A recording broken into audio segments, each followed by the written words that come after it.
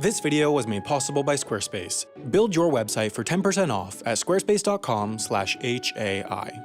The US-Canada border is a work of art. Modern art, that is, because it looks like a 3-year-old drew it, they couldn't even successfully draw a straight line, and it just doesn't make sense. The fact that this line was so poorly defined and drawn means that there are still disputes today on exactly what is the US and what is Canada, but 200 years ago, this line led to an entirely new country arising.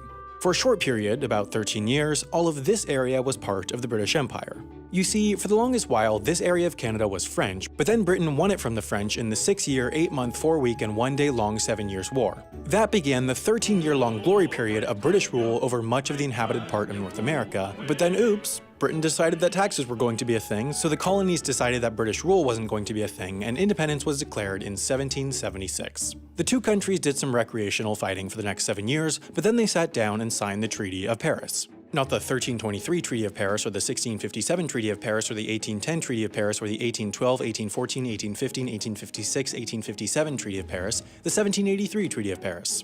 That 1783 Treaty of Paris defined in its second article the border between the US and British Canada, and included in that section was the line defining a portion of the New Hampshire border as at the northwesternmost head of the Connecticut River, meaning the northwesternmost headwater of the Connecticut River. The problem was that the US and Britain disagreed on what that was. According to the US, you see, the northwesternmost headwater is Hall Stream, which flows directly into the Connecticut River. According to Britain, though, the northwesternmost head of the Connecticut River started at the creatively named 4th Connecticut Lake and encompassed the streams that connected the 3rd, 2nd, and 1st Connecticut Lakes and Lake Francis. Therefore, the US believed the border with British Canada to be this, while Britain believed it was this. This inevitably caused issues as both countries tried to administer this small rural area.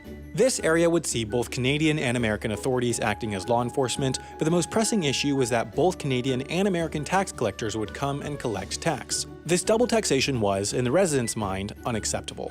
Staying on brand with the American Revolution, the residents therefore declared independence. In 1832, the Republic of Indian Stream was formed. The residents wrote and established a constitution, started a system of government, passed laws, established taxes. They acted just as any other country, and at least based off what we know, seemed to do pretty well considering they were all first-time country leaders.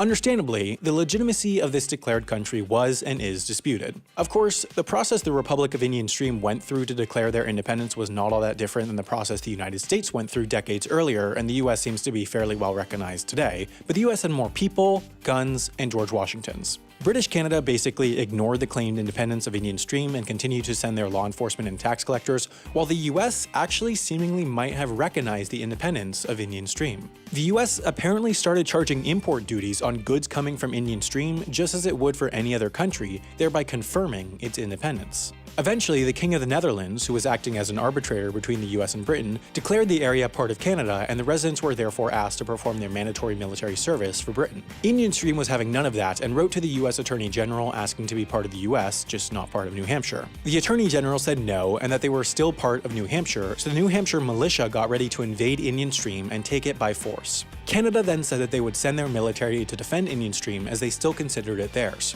After a long stalemate, though, New Hampshire called Canada's bluff and their militia invaded and occupied Indian Stream. It was then, by all measures, the United States, and the Republic of Indian Stream was happy because that's what they wanted all along, to be part of one country rather than two. The border was legitimized to make Indian Stream American with a treaty in 1842, and the US went off happily into the sunset, never fighting with anyone ever again.